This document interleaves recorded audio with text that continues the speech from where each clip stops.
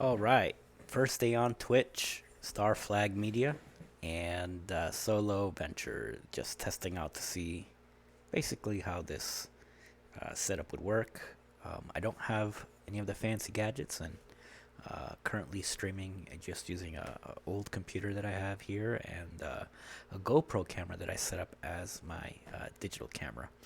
Um, Regular old gaming headset that I use to play Call of Duty among some other games on my Switch, believe it or not, with a headset. Well, let's see. Today is March 19th, 2023, which would date this episode if you're ever watching this for the first time. Uh, Wanted to start off with some interesting YouTuber news. So today, a YouTuber went out and bought every single video game that the Wii U and 3DS had on their eShop before it closed. Um, Cost them something like $23,000 to do that. Of course, you would have to be a pretty successful YouTuber in order to get that kind of scratch, right?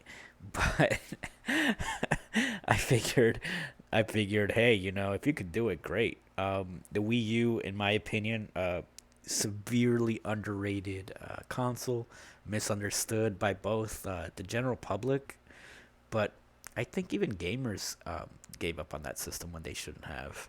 If you really want to think about it, I think in like 5 to 10 years, the Wii U is probably going to be looked at real fondly, much in the way of, like, say, the Dreamcast.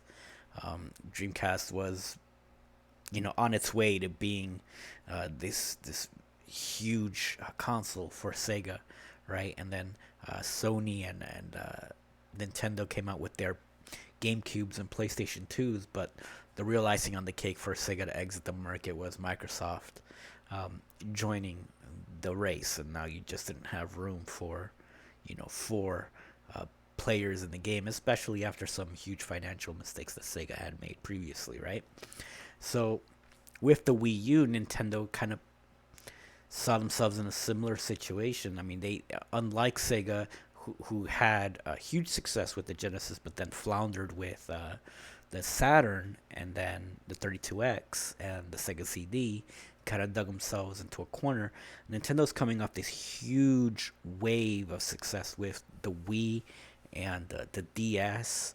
The Game Boy Advance was still immensely popular and a huge success for Nintendo. Less so the GameCube, and 64 was pretty successful, but less so the GameCube.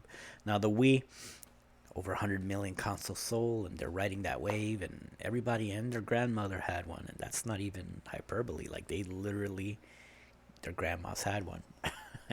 Nursing homes across the nation had one. So here, you automatically knew that they had to keep marketing wise. They had to keep the Wii name, right? But all about marketing. They of course chose to design the console to look exactly like the Wii, minus the stand to keep it vertical. And every commercial was just showing this huge gamepad, um, and so people thought it was an add-on to the Wii. Like the Wii Balance Board or uh, the Wii Play remotes, or the fancy plastic sticks that they sold at every GameStop for Wii Sports. Just crap. So here, a lot of people didn't realize it was a new console, much more powerful, high definition. Nobody knew, and it initially sold hot for like the first 8 months to every Nintendo gamer out there, and then it just stopped. Uh, just like Sega System. At the first 2 years of Sega System, or the first year, I should say, huge success, riding a huge wave of Sega fanboys, right? Not just that, but people in general were pretty impressed with the graphical capabilities of the system when you compared it to, say, I don't know, the original Saturn's capabilities, or the PlayStations, the original PlayStations, or even N64. It was just a huge step above. Now the Wii U wasn't this huge step above to its competitors, but it did have some really good games available. Really good games, and yeah, it's just a lot of these games got ported over to the Nintendo Switch and saw new life and huge sales there. And kudos to Nintendo for recognizing that these titles still had like a huge market, and they were valuable and great. Like Mario Kart 8 Deluxe just keeps selling, and they won't stop. And that's why we don't have a Mario Kart 9 and probably won't get one for some time. Probably the next game will be some kind of a Mario Kart 8 repackaged with all the DLC. It wouldn't shock me. Sell that for $70 on whatever their next console will be, or handheld. And yeah, but there's still a lot of Wii U games that just didn't get ported over, that just stayed on the system, and a lot of these games were on the eShop. So back to the original story here, and this is off of Kotaku that I visited today. Um, yeah, so basically Nintendo's decision to close both the Wii U and 3DS eShops, um, makes sense for the company. But for anyone else who owned a system or owned a Wii U, they're pretty much going to realize that these games are going to be gone. And when the eShop closes, they're going to be gone forever. They'll be removed, they disappear, and some of those may never see the light of day again. They may not get a re-release. They're gone forever. Especially the smaller games like the indie games.